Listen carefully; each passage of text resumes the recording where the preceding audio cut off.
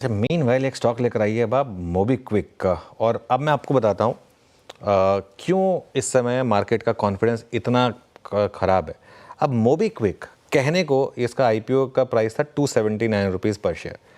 अब जिसको अलॉटमेंट मिल गया उसके लिए ठीक है, 279 का अलॉटमेंट था, अभी भी 444 रुपये पर है। लेकिन इसकी लिस्टिंग पता है वीरू कहाँ हुई थी? इसकी लिस्टिंग हुई थी स्टॉक की 528 रुपये पर, और 528 की लिस्टिंग के बाद ये स्टॉक पता कहाँ तक गया था? 640 तक। हाँ, 700।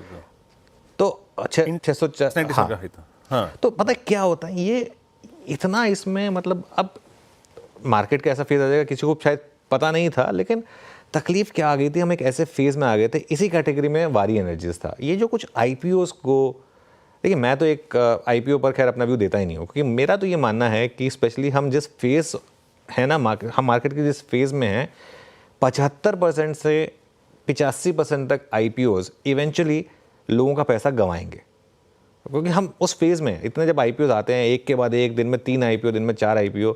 और इसके लिए मैं तो आईपीओ पे कवर बहुत कम करता हूँ, बहुत ही रेयर कोई आईपीओ आता है जिस पर मैं अपना व्यू देता हूँ, क्योंकि मुझे रिस्क इसी चीज़ का लगता है कि इतना, और उसके बाद इस लेवल पे भी ले लीजिए, इस लेवल पे ले लीजिए, जब वो होता है ना, उससे फिर कॉन्फिडेंस हिलता है लोगों का।